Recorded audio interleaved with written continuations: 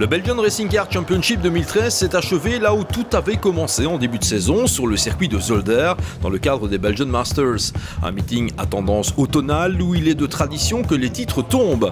Confirmation de cette tendance cette année, puisqu'en BRCC Sprint, ils étaient encore 5 pilotes, à savoir Grégory Pes, Nicolas Jussy, André Grammatico et les frangins, Édouard et Guillaume Mondron, à pouvoir revendiquer la couronne nationale, toutes catégories confondues. Et c'est sous la conduite de la leading car Seat que le premier segment du Sprint 1 débutait, la pluie ayant gagné en intensité peu avant le départ, et les pilotes de s'offrir quelques rondes de reconnaissance supplémentaires, histoire de bien repérer les pièges de la piste limbourgeoise dans ces conditions. Il fallait attendre la 6e minute de course pour que la meute soit officiellement lâchée sous la conduite du Britannique Mike Simpson, un pilote officiel Ginetta venu se frotter aux concurrents belges pour cette finale, avec un statut de guest cependant, ce qui signifie que le dompteur de G50 GT4 n'allait pas marquer de points au championnat. Pendant que le groupe de tête restait compact, les choses partaient de travers pour l'un des candidats au titre, Grégory Pes, dont la Seat Leon Supercopa Sport Racing prenait la direction de la pit lane pour entamer son chemin de croix, moteur cassé. Pari perdu pour le jeune Liégeois qui a néanmoins eu l'occasion de démontrer sa valeur cette saison au niveau national. Cruelle désillusion, on avait beaucoup à jouer je pense. Maintenant je pense avoir fait une super saison, avoir montré de quoi j'étais capable en circuit, tout en sachant que je suis qu'un simple amateur quelque part, donc je suis heureux malgré tout.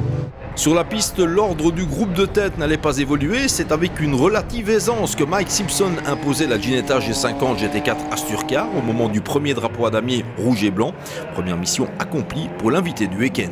L'une des meilleures affaires dans l'optique de la lutte pour le titre était réalisée par le français André Grammatico, qui ne s'emportait pas au volant de sa BMW M3 GT4 Espace Bienvenue, gardant à l'esprit que Simpson ne marquait pas de points au championnat et un pas vers le titre 1. Pour le dernier meeting de sa carrière sportive, le français Christophe Anctil complétait le premier top 3 partiel au volant de la GC10 V6 BMW, bien décidé à s'offrir les honneurs du podium. Quant à Guillaume Mondron, il engrangeait les points d'un 4e rang provisoire avec la Ginetta Asturcar numéro 5, mettant un poids d'honneur à éviter toute erreur. L'autre pilote entamant plus que correctement les ultimes débats courts de l'année était Nicolas Jussy, dont la Seat Leon Supercopa Team Allure complétait le top 5 général et s'imposait en tourisme pro, excellente entrée en matière. Pour être complet avec ce premier segment, signalons encore les ennuis de commande de boîte de vitesse pour Bernard Dandrifos, cette fois au volant d'une silhouette GC10 V6, en fait l'ancienne auto de Michael Schmetz, passée sous les bons soins de l'équipe MTE de Tom Kalmain. Du côté des Westfield de la catégorie Guest, c'est Patrick Dubois qui décrochait la première victoire, le luxembourgeois précédant le hollandais Ragnar van der Heyden et le duo Van Mechelen-Egenen. Après une petite rotation derrière la leading car, la course pouvait reprendre ses droits pour la seconde partie du Sprint 1, toujours sous la conduite de Mike Simpson devant André Grammatico, Christophe Anctil, Guillaume Mondron et Nicolas Jussy. L'un des malchanceux de cette joute allait être Christophe Pampel, dont la BMW M3 se débattait avec un sous-virage prononcé qui obligeait son pilote à repasser par la pit lane. Devant, rien ni personne n'allait être en mesure de contrecarrer les projets de Mike Simpson qui distribuait sa carte de visite en dominant intégralement le premier sprint, remportant une victoire nette et sans bavure sous les couleurs de Ginetta. C'est la première fois que je viens à Zolder et je continue d'apprendre le circuit. La BMW est plus rapide que moi dans 2 virages, mais dans les parties techniques et les chicanes, la Ginetta a le dessus. Je pense que la prochaine manche sera plus serrée car il dispose d'un ABS et moi pas. Cela se jouera lors des freinages. Dans l'optique du titre, l'important était ce qui se passait derrière Simpson et une fois encore, André Grammatico tenait le bon bout en s'offrant une 2e place synonyme de points de la victoire au général et dans la classe GT Light, scénario toujours parfait pour le vétéran français. Comme en fin de segment 1, Christophe Anctil complétait le top 3, s'assurant dès lors un premier podium avec la GC10 V6 BMW. Au pied de ce podium, on retrouvait les autres candidats au titre avec un Guillaume Mondron qui n'a pas voulu prendre tous les risques avant de céder le volant à son frangin Édouard. J'ai pris vraiment aucun risque parce que je savais qu'il y avait le sprint d'après pour Édouard. De toute façon, l'Anglais qui est devant est inscrit en guest, donc il ne marque pas de points. Donc au fini, je finis 3e, on va dire. C'est des points précieux, je suis vraiment content de les avoir eus. Et voilà, maintenant j'espère qu'Édouard va faire un petit peu mieux. Plutôt bonne affaire également pour Nicolas Jussy qui engrangeait les points d'un top 5 général et d'une victoire en tourisme pro avant de céder le volant à son équipier d'un week-end, le multiple champion de Belgique, Fred Bouvy. Pour ses grands débuts en BRCC, Grégory Van Nettelbosch n'est pas passé inaperçu au volant de la silhouette BMW MTE, s'offrant un superbe top 6 dans ces conditions particulièrement délicates. On en attendait sans doute un peu plus de la Porsche 997 GT4 Skylimit de Jo Lammens, ce qui n'a jamais hélas pu faire illusion. Deux autres Ginetta GT4 étaient engagés dans ces joutes sprint et Jean-Pierre Lequeux avait le dernier mot au volant de la 52 Prime Racing, prenant le meilleur sur la 96 Noon Racing du Liégeois Yvan Muller. Enfin, du côté des Westfield, nouvelle victoire de Patrick Dubois qui prenait la mesure de Ragnar van der Heyden. Changement par contre au troisième rang avec l'apparition de la 8 de Manfred Verbeek et Maarten Perdius devant la 7 de Jeff Van Mechelen et Patrick Engelen. Après une remise en condition sur la grille de départ, le peloton du BRCC Sprint pouvait s'élancer pour l'ultime tour de chauffe de la saison, qui voyait hélas la fin des espoirs de Grégory Van Nettelbosch, dont la silhouette BMW était victime d'un bris de cardan. Et c'était parti pour deux nouveaux segments de 15 minutes avec un envol d'anthologie signé Édouard Mondron, dont la Ginetta G50 GT4 se faufilait entre la Ginetta de Simpson et la BMW de Grammatico.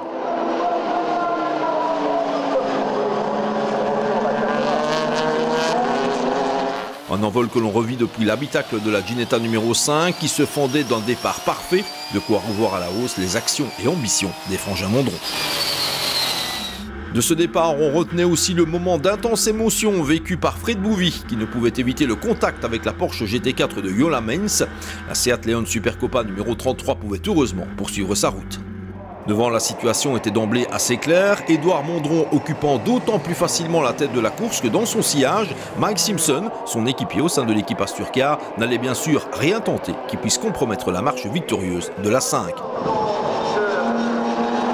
C'est dans cet ordre que les deux Ginetta achevaient le premier segment du Sprint 2, tandis que dans leur dos, André Grammatico finissait par subir la loi de la GC10 V6 BMW de Christophe Anctil, qui réduisait copieusement les chances de titre de son compatriote. Fred Bouvy remplissait parfaitement sa mission au volant de la Seat numéro 33, enregistrant un nouveau top 5 général et une victoire en tourisme pro, tandis que Jean-Pierre Lequeux conservait une fois encore l'avantage sur Yvan Muller dans le second peloton des Ginetta. Surprise par contre du côté des Westfield avec les ennuis de l'incontestable leader de la catégorie, Patrick Dubois, qui renonçait au cœur du troisième segment, boîte de vitesse hors d'usage. Tout se passait très bien, mais j'ai progressivement senti qu'il y avait un souci avec la boîte de vitesse et j'ai fini par ne plus pouvoir passer les rapports, c'est tout. C'est dès lors Ragnar van der Heyden qui décrochait sa première victoire partielle de la journée. Au moment de l'ultime restart de la saison, c'était quelque peu la consternation dans le clan Asturcar, le Britannique Mike Simpson faisant mine d'attaquer Édouard Mondron, pourtant en route vers le titre de champion de Belgique. Lors du premier passage à la chicane Jackie X, Simpson allait élargir un peu trop sa trajectoire, de quoi permettre à l'aîné des Mondron de s'envoler. Dès cet instant, plus rien ni personne n'allait empêcher la 5 de remporter victoire et titre, Édouard Mondron mettant un point d'honneur à clôturer la première partie de sa carrière sur une couronne nationale. Bah oui, il paraît, on n'a pas regardé les points depuis hier, on s'est dit ça sert à rien, de toute façon il y a beaucoup de concours de circonstances et c'est clair que de pouvoir faire ça avec mon frère, personne ne le sait, mais normalement c'est ma dernière année en sport automobile. Ça fait 10 ans et voilà, pour terminer avec un titre avec mon frère en plus, il n'y a rien de mieux quoi, c'est super. Lui aussi en fin de carrière sportive, Christophe Anctil clôturait le week-end en décrochant la médaille d'argent, l'occasion de démontrer que GT Light et Silhouette Pro étaient très proches en performance cette année en BRCC Sprint. C'était la dernière, beaucoup de travail avec mon école de pilotage, avec des tests D, des race expérience. Alors il est l'heure un petit peu de se concentrer là-dessus et puis physiquement ça commence à être un peu dur. Hein. Plus incertaine a été la lutte pour la troisième place, Mike Simpson finissant par reprendre l'avantage sur André Grammatico. Le Français à la BMW M3 GT4, espace bienvenu, est donc tombé avec les honneurs, mais sa participation au BRCC Sprint a été unanimement appréciée. La journée a bien commencé parce que hier on avait la pole derrière le pilote invité mais qui marquait pas de points, donc c'était disons un premier pas de fait dans le bon sens. Et puis après lors de la course vraiment sous la pluie j'étais assez compétitif. Il y a un petit truc amer qui reste dans le fond de la bouche parce qu'on aurait pu faire mieux quoi. Mais bon c'est comme ça donc je suis content. D'un bout à l'autre des joutes BRCC Sprint, la Seat Leon Supercopa Team Allure de Nicolas Jussier et Fred Bouvy a complété le top 5 et dominé en tourisme pro. Résultat, un titre de vice-champion de Belgique pour Jussier. On a gardé le suspense jusqu'au bout, ça a été une très chouette saison. Bon, malheureusement, on termine à la plus mauvaise place, la deuxième, mais en début de saison, j'aurais signé immédiatement pour être deuxième, donc très content quand même. Haletante a été la lutte pour la 6e place entre les deux autres Ginetta de Jean-Pierre Lequeux et Yvan Muller, l'avantage revenant d'extrême justesse au bolide battant pavillon luxembourgeois. Pour Christophe Pampel, cette ultime joute de l'année a été plus compliquée que prévu, mais la BMW M3 Euro Racing a limité la casse avec une 2e place en tourisme pro. Quant à Bernard Dandrifos, il a été handicapé tout au long de la matinée par une commande de boîte défaillante, ce qui a passablement compliqué la tâche du gentleman driver issu de Durbuy. Patrick Dubois out, Ragnar van der Heyden a décroché une victoire assez facile dans les rangs des Westfield Aero. Et au bout de cette saison, le sympathique Hollandais l'avoue, il s'est particulièrement bien amusé. C'était très glissant, mais j'ai apparemment su éviter les erreurs. J'étais bien dans le rythme. Beau duel en début de course avec Patrick Dubois. Patrick est avant tout un équipier, il était très rapide ici. Hélas, il a rencontré des ennuis de boîte de vitesse, ce qui m'a permis de l'emporter.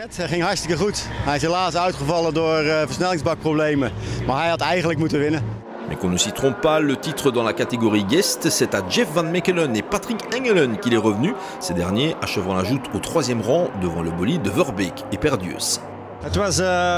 C'était très dur, on a eu de la malchance avec la voiture, notamment dans le précédent championnat SOT. Et dès que Chronos a repris des affaires courantes, il nous a fallu remonter en dépit de cette malchance chronique.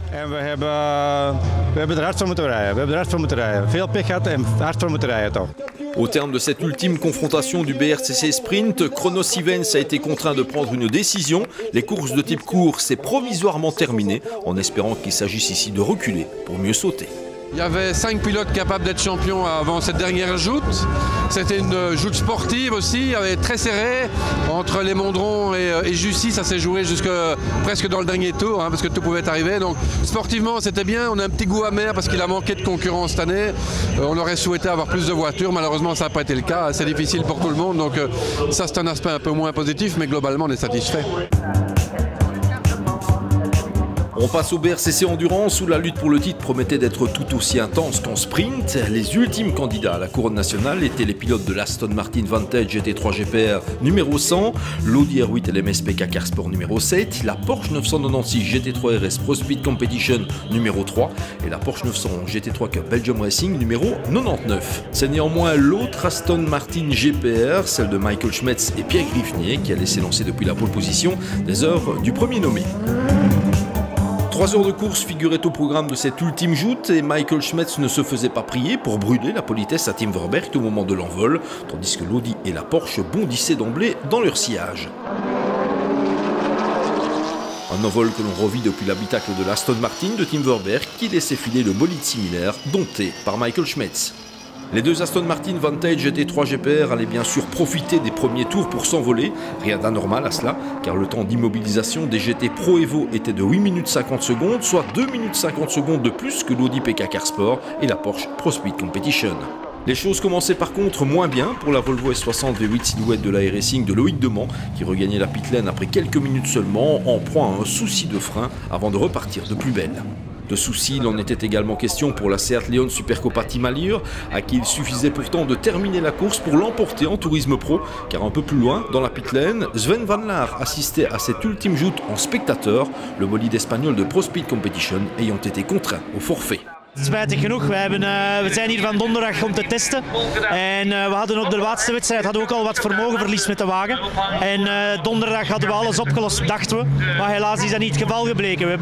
Sindsdien hebben we alles in het werk gesteld. De jongens zijn natuurlijk naar Duitsland gereden om stukken te gaan halen, we hebben de ingenieurs van Seat Sport erbij gehaald om het probleem te vinden, maar we blijven problemen hebben met de Seat en we hebben jammer genoeg forfait moeten geven, we zijn niet kunnen starten vandaag. Au cours des 3 premiers quarts d'heure de course, les bolides de pointe restaient sur leur position, chacun échafaudant sa stratégie tout en surveillant la météo de plus en plus incertaine. Le premier fait de course impliquant une voiture du top 6 concernait la Porsche 911 GT3 Cup Max Racing de Koen Wouters et Dirk Van Eslander, qui était victime d'un bris de différentiel, game over et saison terminée. De pont is kapot. Le pont est cassé, sans doute pas complètement, mais c'est en bonne voie. Les ennuis ont débuté dès la moitié de mon relais, en fait lorsque j'ai entendu des bruits de plus en plus bizarres. C'est la première fois de la saison que nous avons eu des soucis mécaniques et que nous devons renoncer, mais c'est la course.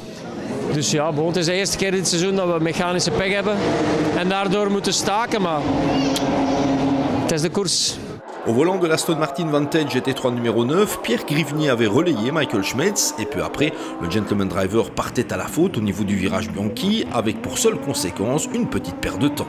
Nettement moins de réussite par contre pour la Porsche GT3 RS Pro Speed Competition de Fred Bouvy, Damien Kounz et Didier Grandjean qui rentraient plusieurs fois dans la pit lane avant qu'un bris de moyeu ne soit constaté. Pas de titre cette saison pour le bolide bleu. On a un porte-moyeu cassé, donc malheureusement la bagarre pour le titre pour nous c'est cuit. Ça fait 10 minutes qu'on est dans le box et voilà, c'est un porte-moyeu cassé. Ça peut... Suite à quoi? Un contact? Non, pas du tout. Peut-être une pièce vieille ou un... Je ne peux pas vous dire l'origine du problème, mais c'est cassé. Alors qu'elle était en pleine remontée, la Volvo S60 V8 Silhouette de l'Air-Racing subissait un deuxième revers à 80 minutes de l'arrivée, une crevaison l'obligeant à un nouveau passage par la pit lane. La troisième partie de la course voyait la pluie redoubler d'intensité, juste assez pour obliger les différents teams à privilégier des pneus rainurés pour poursuivre la course. Toute la stratégie consistait dès lors à ne pas perdre trop de temps dans un changement d'enveloppe. Alors que le cap des 2 tiers de course allait être atteint, c'était la stupéfaction dans le clan Aston Martin Racing GPR. Michael Schmetz réintégrant de manière imprévue la pit lane, victime d'un bris de cardan, abandon. Arrêt définitif, l'embrayage est cassé, donc j'ai repris mon relais, j'ai pas eu le temps de faire plus d'un ou 2 tours et c'était fini. Donc malheureusement on ne se mêlera pas à la victoire aujourd'hui. Grosse déception après avoir dominé comme ça le début de course. C'est comme ça, c'est la course, j'accepte les règles du jeu. À une quarantaine de minutes de l'arrivée, la situation était la suivante. L'Audi PK Carsport de Maarten Makkelberg menait la danse après le dernier arrêt de l'Aston Martin GPR de Damien Dupont. Ce dernier remontait pour remporter une 5e victoire cette saison en compagnie de Tim Verberg et Bert Redant. Mais au moment de sortir les calculettes, le verdict tombait. Pour 2 petits points, l'équipage de la 100 loupait le titre 2013. Nous avons remporté le classement général de 5 des 6 courses disputées, pourtant nous ne sommes pas champions pour 2 petits points. Cette victoire est donc un peu amère car le règlement de cette saison est un peu particulier et comme nous étions la seule voiture dans notre classe en début d'année, nous n'avons pas pris l'intégralité des points. Résultat, même avec 5 victoires, le titre nous échappe.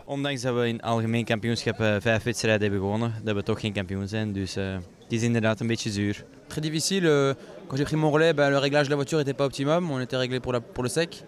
Je suis très vite rentré, on a fait ce qu'il fallait comme setup et là c'était beaucoup plus vite. Donc, ce qui a fait que la fin de course, je suis vraiment revenu assez vite sur l'Audi et donc pour réussir à gagner la course. En fait, pour décrocher ce fameux titre 2013, Anthony Kumpen, Bert Longin et Maarten Makkelberg avaient 2 obligations, terminer 2e du général en cas de victoire de l'Aston et l'emporter en GT Pro, double mission accomplie. Ja, prachtig hè. Superbe bien sûr, la dernière fois que j'ai été champion de Belgique c'était avec Audi et nous avions remporté la dernière course. Cette fois c'est encore avec Audi, nous n'avions pas la voiture la plus récente mais il nous fallait faire avec les budgets disponibles et décrocher le titre dans ces conditions, c'est tout simplement fantastique.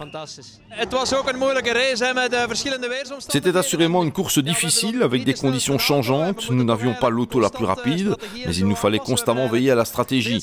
Différents scénarios avaient été imaginés et finalement cela s'est encore passé différemment. Nous avons choisi les bons pneus, n'avons pas commis la moindre erreur et nous sommes champions. Pour le retour de PK à la course, je suis super content.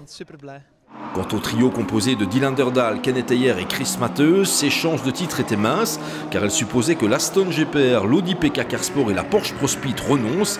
En achevant la course à une superbe 3e place générale, non sans l'emporter de haute lutte en GT Cup, l'équipage battant pavillon Belgium Racing a fait le maximum, clôturant superbement une saison exceptionnelle marquée par la victoire aux 24 heures de Zolder. Terminer la saison de cette manière est toujours agréable, nous sommes de nouveau sur le podium, on aurait peut-être pu en espérer davantage, mais c'est déjà bien de terminer sur une telle note. C'était vraiment une chouette saison dans un super team, on a pris beaucoup de plaisir avec mes équipiers en remportant pas moins de 4 victoires, en plus bien sûr des 24 heures de Zolder. Il n'y avait rien d'autre à faire, notre voiture était moins puissante que celle de devant, donc terminer la saison sur le podium, c'est super.